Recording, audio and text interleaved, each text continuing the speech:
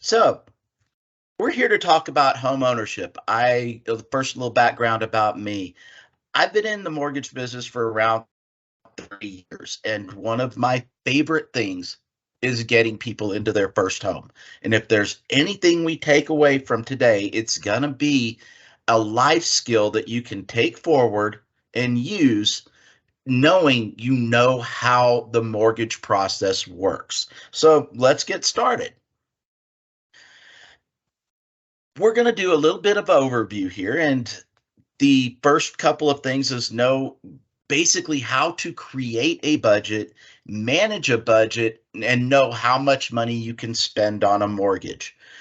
The big four part of a mortgage is the qualifications and what you need and what we see from a lender's perspective and how we judge and process mortgage loans. We're going to learn about how rates are calculated, how what affects them, and then we're going to talk about down payment assistance programs and how to do and take advantage of the assistance that's offered for first-time home buyers.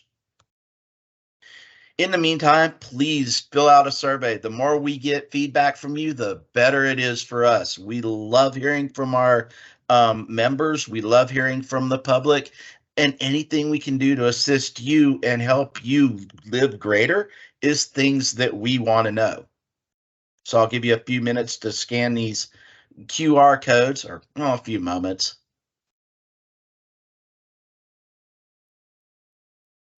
Very good. Well, let's move forward. Like I said, if you learn one thing, no home is worth being house poor. We all want to have that home where Elon Musk walks in and goes, wow, nice digs. I'm good with that. But let's be realistic about how much we can spend, especially in this market where home prices are so exaggerated. And now we have rates to deal with too. That doesn't mean that home buying's off the table. It's not. You just got to keep in mind, love the home, date the rate, and we will get you in something that helps you out, is affordable, and will be something where it's a home. You own the home. And that's the difference between renting, where you can call somebody when a pipe breaks. You cannot do that when you own the home. So part of your budgeting must be for the unknown. You don't know when the washing machine's going to break, when you have to replace an air conditioner, when you have a leak in the roof, and those do not give you any warning. So, plan for things you don't know, and you will be a lot better off. We'll get into that next. Knowing how much you can afford kind of comes in different categories. And before you even start looking, I would sit down and understand that everybody's going to be different. You guys have your different habits. Maybe you go out to eat every Friday night.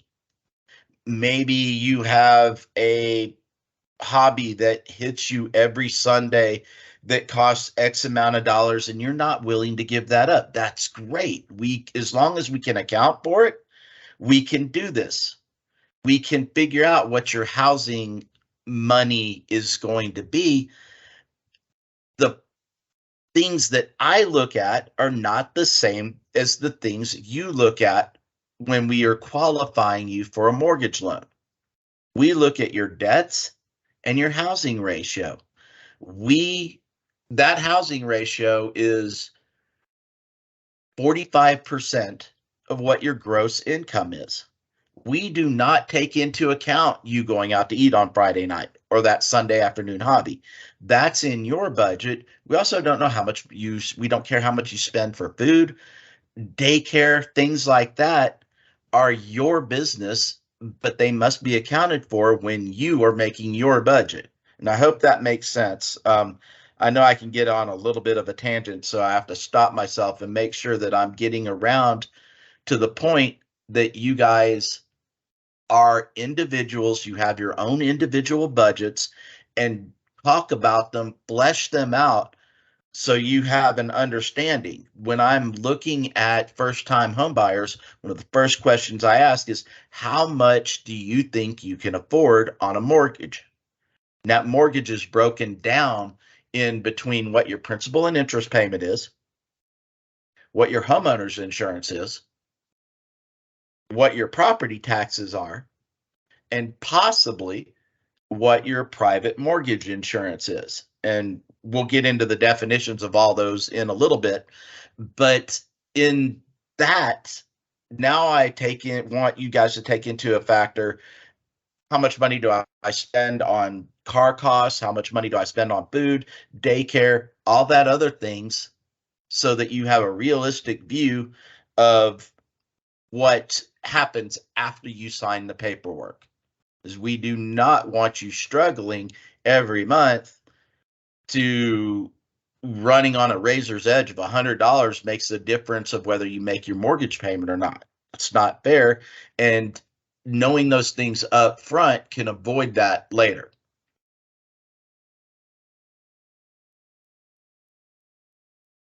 Charts, everybody's different. And if I say it again, I say it again. This is just I don't like this one. Having a house payment of 50% of your gross income is pretty sporty.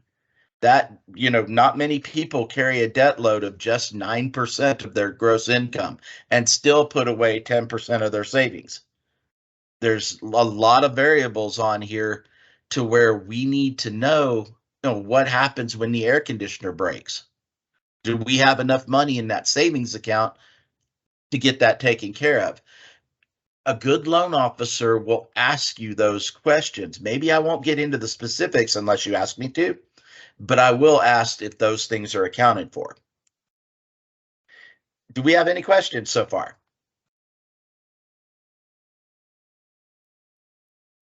Not at this time. Okay, great. Let's move forward. This is the big four. Now, I like to look at this as a bar stool. If one of these legs is shaky, I can sit on this bar stool and probably have a pretty good time on a Friday night. But if I get two of these four items are shaky, now I'm sitting on a bar stool with two legs. Chances are I'm going to end up on my rear end, and that's not a good thing. So we're going to start with a FICO score. It's important to remember that a FICO score is not a reflection on who you are as a person. This is how lenders talk to each other. And what I mean by that is, let's say Mr. Smith goes out and buys a car. Mr. Smith's credit score is going to drop for a period of time. And that's how lenders tell each other, Mr. Smith just bought a car. Let's let him get used to making this payment before we give him more credit. There are several factors that go into your FICO score. Obviously, the first one is your bill pay history. Do you pay your bills on time? If that's a yes, about half of your score is determined on that factor alone. Cool. Everybody understands that. What people don't understand is, where does the other half of your score come from? Out of that second 50%, about 35% of it is based on your credit usage. And what I mean by that is, let's say you have a Lowe's card with a $2,000 limit and your balance is $1,900. Your FICO score is going to go down because you have a very high ratio of your limit versus how much you actually owe. In the meantime, if that same Lowe's card with that same $2,000 limit, let's say you have an $800 balance, that is going to add points to your FICO score because you have a very low ratio of the amount you actually owe versus the amount that you can actually borrow. The other 15% comes in inquiries, like who has looked at your credit, how long you have been in the credit reporting agencies, how many actual credit items do you have?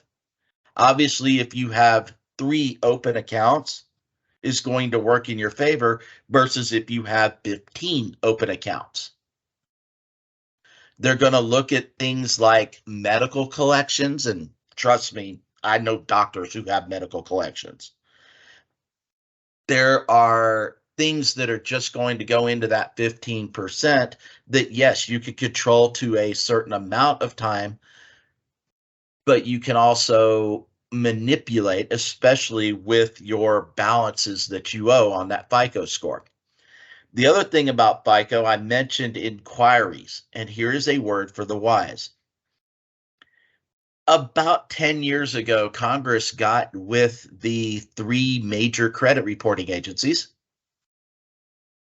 and got them to change their models when you take a look and start pulling credit. When I pull credit, and let's say I'm the first lender who pulls credit, you have the right to shop with mortgage companies, and you can actually, once I pull, you actually have 15 days of unlimited mortgage pulls before you take another credit hit. So the credit score I see will be this credit score that mortgage company A and mortgage company B and mortgage company C see all that. So don't be afraid to look for the right lender and look for the lender that is on your corner. If you have somebody that's just going to shove you into a program and say, this is what we do, and you don't feel comfortable with that, go to someone else. Work with someone who has your best interests at heart. So, FICO score. Debt to income ratio is the second leg of my bar stool. This is a reflection of how much debt you have versus how much your gross income is. A standard formula means that you can owe no more than 45% of your gross income to cover your mortgage payment and all of your consumer debt. This includes your car, your credit cards, and anything that shows up on the credit report. That 45% can be a gray area sometimes, but I certainly do not like to go above it, especially with first-time home buyers, because now we start running into budget issues and not having anything left over to cover those emergencies we talked about. In debt to income ratio, it does not count certain things. Like if you have a 401k deduction taken out of your paycheck, I don't consider that. I just take a look at the top number, the gross income. I also do not consider any insurance or daycare or stuff like that in your debt to income ratio. It is strictly consumer debt. Loan to value ratios, our third leg. Sorry. Oh, Loan to Nathan, value ratio. Yes, ma'am. I'm sorry. I'm going to interrupt because these are really good questions. So I Okay. have a couple questions for you. Uh, if you don't use credit cards often, will that lower your FICO score? No, actually, it won't. Having a credit card with open credit where you can use that Visa anytime you want, but with a zero balance, shows discipline. It actually reflects well in your credit score. Now, companies will want you to use that credit card. So read the disclosures in your credit card. Excuse me. If you see something like, hey, we need this number of transactions within a year, go buy a pair of blue jeans and pay that off at the end of the month, just to keep the credit active, but it does reflect good on your credit score. Perfect. Okay, I have another one for you. What is the recommended percentage I can expect to have to put down on a home purchase? If I don't have 15% or 20%, can I realistically still buy a home? Yes, and we are going to get to that in the next discussion with loan to value. But the short answer is I can get you done on a conforming loan with as little as 3% down payment. Perfect. Okay, and the last one for this round. Can you get a loan if you have not worked in over 20 years? I was a housewife and divorced. Example, putting 300,000 down and need a $100,000 loan. I have a 730 FICO score and alimony coming in for payments. Yes, at some point, we are going to take a discussion, and this is more of a private discussion, but in the interim, just because you're out of the market for 20 years does not mean you don't have experience. We can work a way to get some experience, especially if you have been on your job for a little bit more than a year. The alimony is a case by case basis as far as qualifying income. And we'll talk a little bit more about that. A lot depends on how it's court ordered and when it ends. But the short answer is yes, you can do things like that. They're more individualized, and that's just a conversation we need to have. Thank you, Nathan. Very good. So back to loan to value. The loan to value is the amount of money you are borrowing versus the value of the house. In shorthand, if you borrow $95,000 on a house that's worth $100,000, your loan to value is 95%. Back in the day, the rule was you have to put 20% down on a house in order to get a lender to give you a loan. The reason is if you stop making payments and we foreclose, it's going to cost 20% of the value of the house in order to pay real estate agents, attorneys, and all the other fees that are going to be involved in the foreclosure process. Lenders do not want to foreclose. That is the last thing we want to do. We want to keep people in houses. We want to work with you to keep people in houses. But we do have to plan for it. Back in the early 80s, some guy got an idea and said, wait a minute, if I take your better borrowers and I insure the difference between how much they want to borrow and that 80%, will you do a loan for them?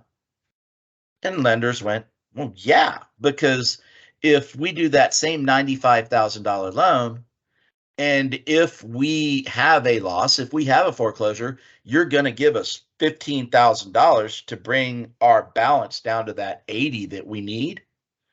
Sure, we'll do that. And that's how private mortgage insurance was born. Now, in the modern era, there are, and I'm discounting the first time homebuyer programs right now, or the loan assistance programs. Right now, you can do a first time homebuyer program through Fannie Mae for 3% down. You can do different programs through FHA where they have 3.5% down. USDA is a rural program, and in shorthand for this area, that means any home that is not in Carson City, Reno, or Sparks, or Vegas qualifies for a USDA loan if you meet other criteria as far as income, and they will loan 100% of the value of the home. Now, we'll get into a little bit about what those government programs are later, but home ownership is not blocked by the ability to do a down payment anymore. So, that's one of those things when you sit and talk with your lender. I'm going to ask you, how much money do you have to put in this transaction? Because not only will you have to account for down payment, you're going to have to account for closing costs. Then I can help you structure something and work with your real estate agent so that we make an offer that, if, let's say, for example, you have $10,000, we can make an offer on a $300,000 house where all you put in is that $10,000 that you have set aside for buying a home. The fourth leg of our stool is the reserves. This is an important category because what this is the amount of cash you still have in your pocket after you close a loan. Why is this important? It's the ability to fix the air conditioner, fix the plumbing. If something happens and somebody loses a job or gets hurt and there's a decrease in income, how many months can you pay for the home and stay in your home before stress starts to kick in? Reserves counts as the obvious, the savings accounts. What's in your checking account? The not so obvious is what's in your 401k, what's in your stock accounts, anything like that, all counts towards your reserves. That's one of those things where it's basically what's called a compensating factor, where if your debt to income ratio is in that gray area, the amount of reserves that you have can compensate for that. All right, so let's move on to the next one, and hope we got our four bar schools right, and we can go on to the next thing. The one question consumers ask most is, what is your interest rate? It's a great place to start, but it is not the end of the conversation. It's very important to understand that an interest rate is a function of the market, and the market being what the 10-year treasury bond is doing on a daily basis. Just because you call me today and I say my rate is 6.875 does not mean that's going to be the rate tomorrow. It's going to change on a daily basis. There's also cost involved. Because if somebody tells you my rate is 6.5, and you went to mortgage company B and they said my rate is 7%, okay, that's great. You have 6.5.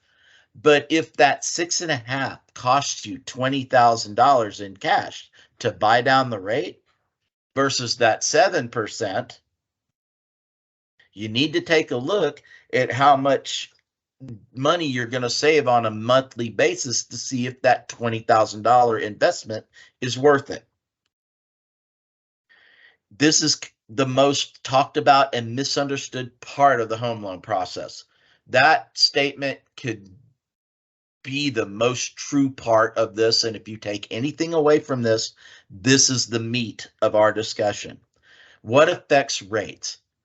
Rates are affected by, like I said, the market, your credit score. The better your credit score, the better your rate. This is affected by how much money you put down.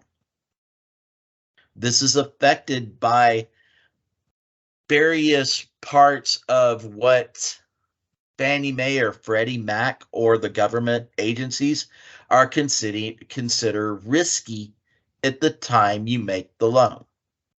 How are rates advertised? Rates are advertised simultaneously as what the note rate is. And for shorthand, they're going to say your rate is 7%. But you'll see another figure on there that says 7.128 is your APR. What that means is they are taking the costs that are collected by the lender adding it to the interest charge on the loan and working and adding that in as interest to get a new APR figure. That's how much the money is really costing you. So do not pay attention to what the note rate is. Compare the APRs. And I'll give a second to let that sink in, because the APR is a formula that all lenders have to use, the same formula to figure out the APR. So those costs that add in there are costs that are directly collected by the lender. This includes origination fees, discount fees, underwriting fees, processing fees. Any fee that goes directly to the lender counts in the APR. So you can go look where someone's telling you, okay, my rate is 7%. And a creditor next door is going, okay, my rate's 6.75. But that first one, you're looking at his APR, and his APR says 7.128. And that 6.75 rate, the APR says 7.321. Then that money to get that 6.75% rate is more expensive than the 7% rate with the lower APR. I know that's confusing, but please make sure later to get my contact information.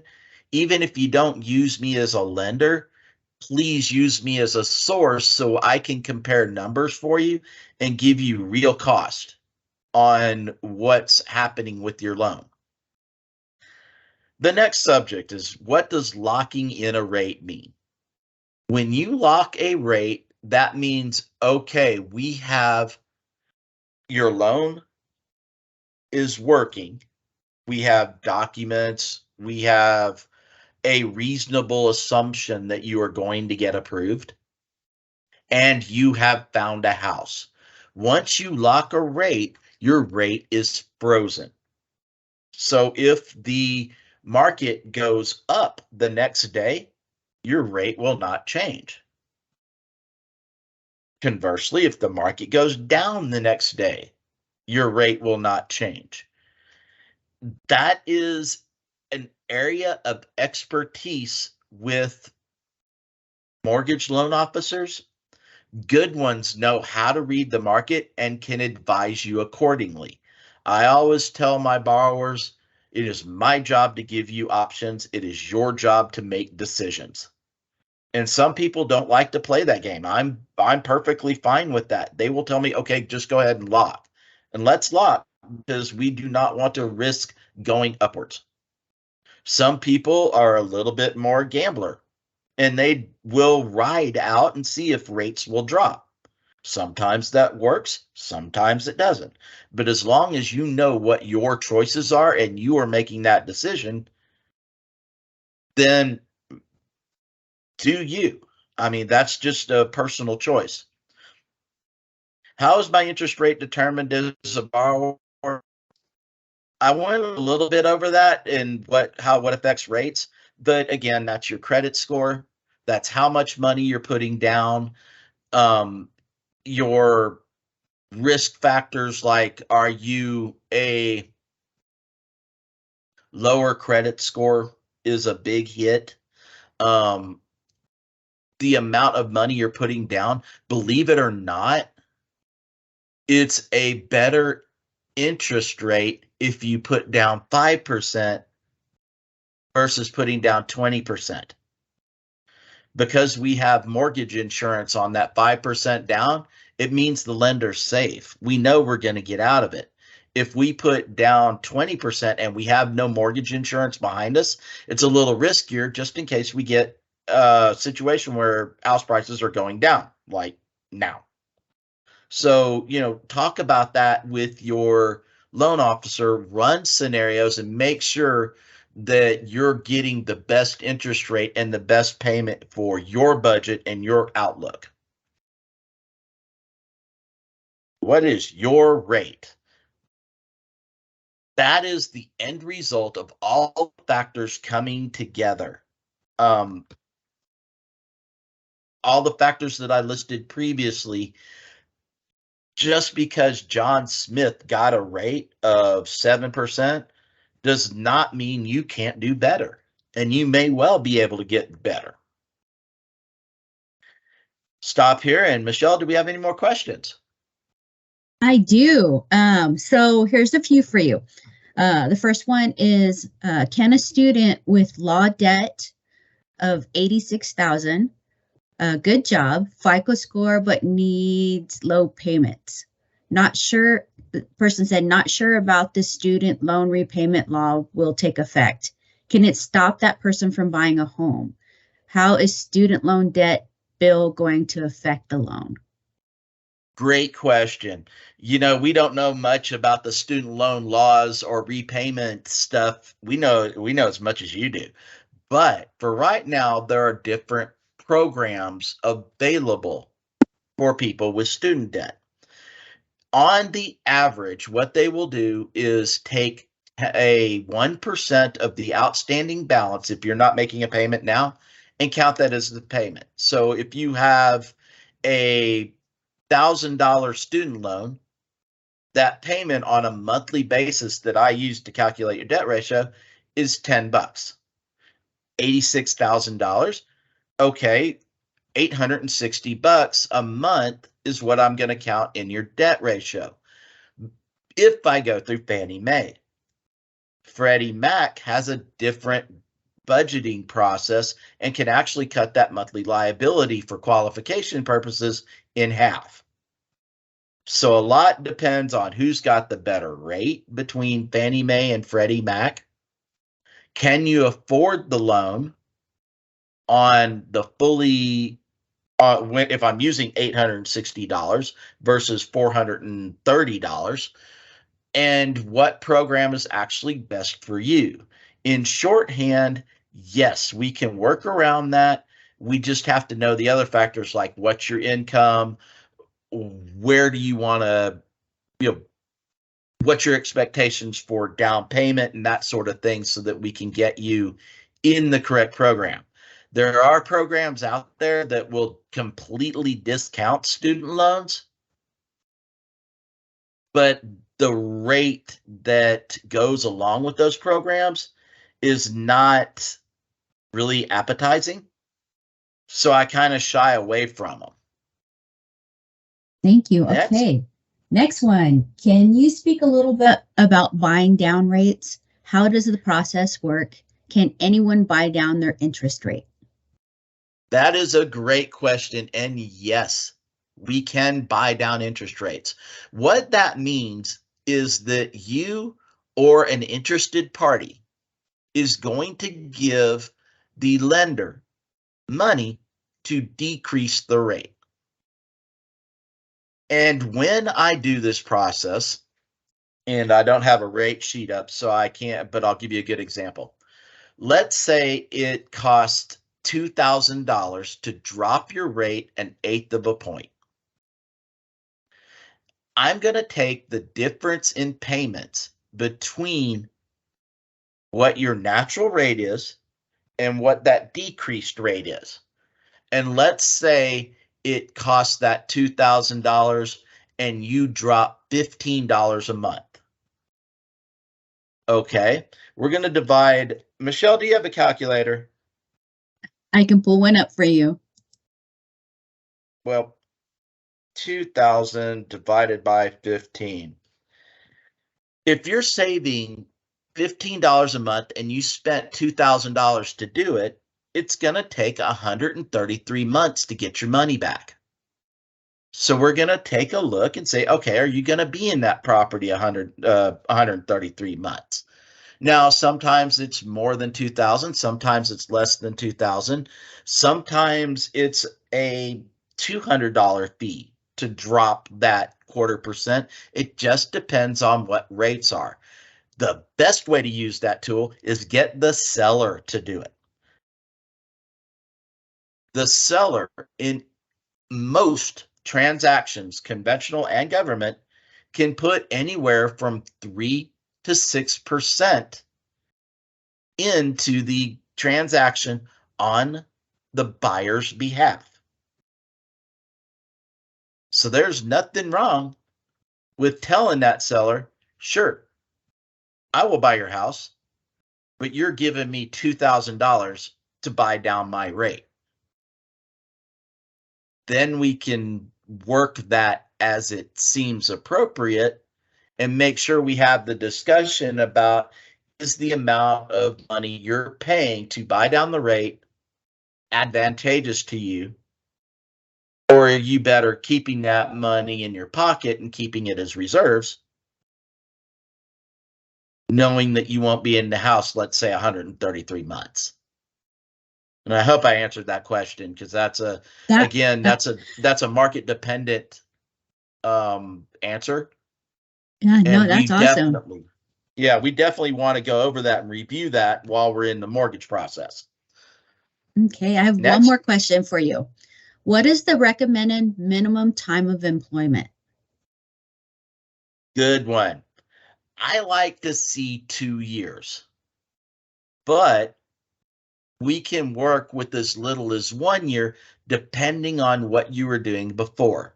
And let's go talk about your person that was unemployed for 20 years as a homemaker, or whatever you want to call it nowadays that's politically correct. Sorry, I'm old. Um, there are a lot of things that experience-wise come from being a parent that stays home. You have budgeting experience. You have all sorts of problem solving skills that are valuable in the workplace. If you go into a job that uses those skills, then obviously we can do that and make it so that we can, determine, yeah, this person has experience doing this job. Now she's been there a year, or he's been there a year at his job a year, and we're good to go on that. It can even be shorter than that if you get a job when you're coming out of school and you get a job in the arena you studied. So if you studied accounting and you get a job as an accountant, I can do your job and get you approved in as little as 2 weeks from the day you start. Just get your first check, because you have experience in accounting when you went to school. That 2 years experience is the key, not the time you've been with your present employer. Thank you, Nathan. All right, so let's move on here. Products and process. There are definitely three arenas: conventional, government, and jumbo. Conventional is the very vanilla Fannie Mae, Freddie Mac loans that 90% of the people buying a home use. These have the best rates and the best advantages towards the borrower. Government loans are VA, FHA, USDA.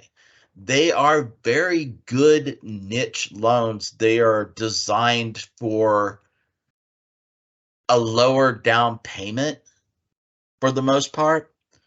They are designed for a more flexible borrower.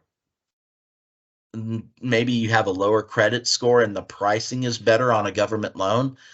The government loans have very good benefits for rural processes, especially VA. VA for veterans means you have no down payment and no mortgage insurance.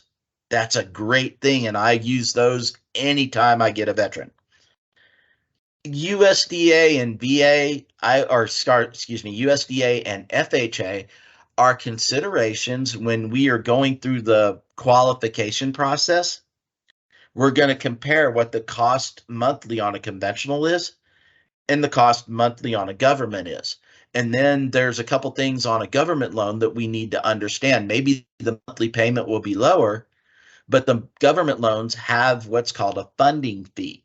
These funding fees are added up on top of your balance. So if you borrow $80,000 and you have FHA has a 1.75% funding fee, they're going to take that funding fee that's about $1,500, add it to your balance, and on your first statement, you're going to owe $81,500. Okay, that's great. They also do not have mortgage insurance. They have an annual funding fee that, depending on the program, can be, you know, $350 per 100,000 that's added to your monthly payment every month. So you take that 350, divide it by 12, that much is added to your payment every month as a annual funding fee that never goes away. So I like to use these when the payment is cheaper, and this house, especially for first-time home buyers, is a starting point or a jump off point where you know you're going to be in this house 4 or 5 years, but you're going to move to something bigger and better down the road. Those are individual conversations we have during the qualification process, but there is a difference between conventional government. Jumbo loans are loans that we use when you borrow above the amount that Fannie Mae currently has set aside as a limit. Right now, that amount is $732,000 and a little bit of change. So if you wanted to borrow $800,000 against $1 million house, all right, great, we can do it. We're just going to be on a jumbo loan, which is going to be a little bit more expensive rate, but some benefits on the other side. It's just not a conventional conforming loans. There are programs that can attach to these products. For instance, I already mentioned Fannie Mae's first-time homebuyer program attaches to their traditional product, and it brings down your down payment from 5% to 3%. There's also tricks of the trade. If you really want to know how to crowdsource a down payment, call me later. Down payment assistance programs. I'm going to save this one for the next slide, but we're going to walk you through which options you have. That's part of that process where we first sit down. I determine what's your budget, how much money you have, and what options we have to get you to where you want to be. This is not just to put you in a house and say, congratulations, here's the keys. Yeah, that's a major goal, but it's not the only one. What I want to say is, congratulations, here's your key on a house that you have a payment that you can afford for the next 5 or 10 years, and you don't have to worry about where your kids are going to grow up. This is your home. Now let's talk about down payment assistance. There are groups, Home is Possible, Home Ready, that will give you anywhere from 1 to 5% of the down payment you will need to get in a house.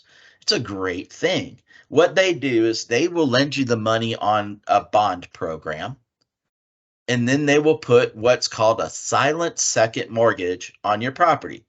And just for simple math, let's say you want to buy a $100,000 house and you get a 5% grant. That 5% grant is $5,000. When you sign the paperwork, that $5,000 goes as a mortgage, and it's silent because there's no interest and no payment. That mortgage gets forgiven, and depending on what program, is in between 3 and 5 years. 3 to 5 years later, they will take that program or that mortgage and they will release it, and it'll just go away, and you will never have to pay a penny on that grant. However, if you decide the market has changed in 2 years and you want to refinance and get a lower rate, you will have to pay off a prorated portion of that grant because you didn't keep it for the agreed upon 3 to 5 years. Okay, we will talk about the advantages and disadvantages of that as we go through and sit and talk about, okay, do you want to use a grant program? The converse part about the grant program is we have to remember nothing is free. So in exchange for getting a grant, you will pay a little higher rate on both a conventional and a government loan through Home is Possible or Home Ready or any of the other grant programs that are out there. They do have eligibility requirements as far as credit scores. The minimum credit score right now is 640. And some of those programs mean you have to be within a certain range of what the average median income for the county you want to buy in. Typically, that's 80 to 110% of the average median income can qualify for what down payment assistance can offer. There's also some programs that don't care how much money you make, as long as you're willing to pay the rate, they'll give you some down payment assistance. I'm going to stop here. Oh, I hit the wrong thing. Do we have any questions about down payment assistance? I don't see any at this time. Okay. Oh, wait, cool. I do have one question. Yeah. It says, I purchased my first home years ago, but sold it. I would love to get back in the buying market. Can I become a first-time home buyer again? Absolutely. The definition of a first-time home buyer is someone who's not owned any property for 3 years. So yeah, if you and I found myself in that situation where I sold my home. I lived in an apartment for 4 or 5 years, and now I'm a first-time home buyer again. Now, I own a home, but you can see how that can work to your advantage. Just because it's not your first rodeo doesn't mean you can't get in on some of these programs. Thank you. All right. So list of the programs around in Nevada right now. Home at Last. The teachers program is very cool. That teachers program will give you $7,500 towards your purchase if you are in a educational job that will, benefit. Home is Possible, Home First, Within Reach. One that's not listed on here right now, and in case some of you guys are looking, Greater Nevada is hooked up with a credit union in California. This credit union in California administers what's called the WISH program. The WISH program is a program for people that make less than 80% of the average median income of any of the county you want to buy in. What they will do is match your down payment. So if you have $5,000 down and you make less than that 80% level, we will give you an additional $5,000 down to help with your down payment and closing costs that has no strings. It's just done. The problem that happened with that is the people that are under 80% have, with the increase in rates, have not been able to buy homes recently. So that money that they have set aside for that program, they need to get rid of. What they did last week was give Greater Nevada and 29 other lenders access to $10 million. This $10 million can be given in $50,000 grants. If you make between 80 and 120% of the AMI can qualify for a conventional loan, have 10% on your, or $10,000 on your own, which can be a gift, and you're a first-time home buyer, which means you haven't owned any property for 3 years. If you can meet those four qualifications, you can get a $50,000 forgivable grant at closing.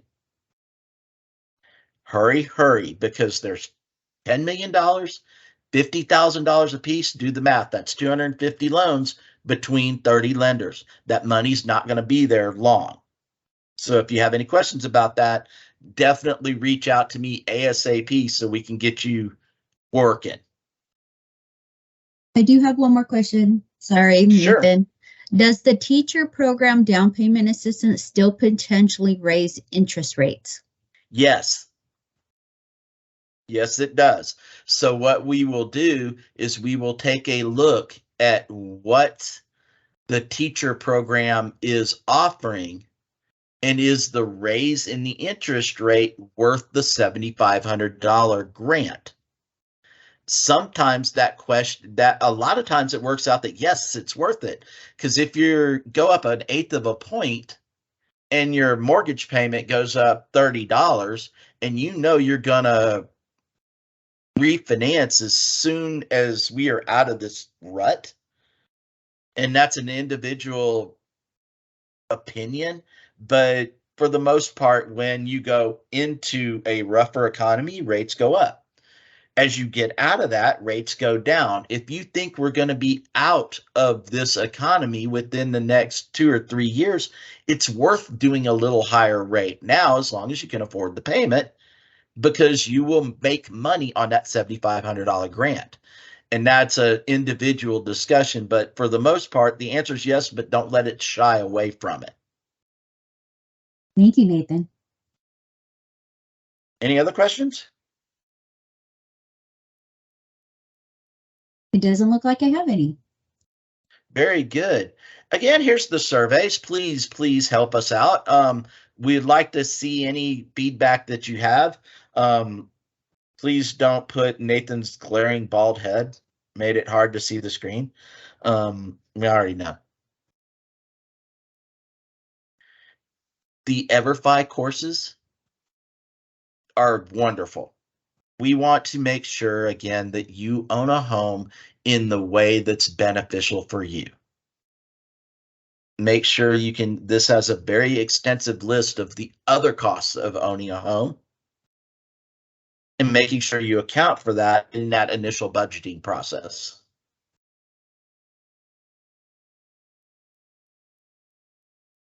And I will leave this on here. And please, any other questions, either reach out in the chat or get my information on the next couple screens and reach out to me individually. We're Greater Nevada. We're interested in our members, not making you a mortgage loan. We, of course, want to be your lender, but having you fully armed with information is the most important step.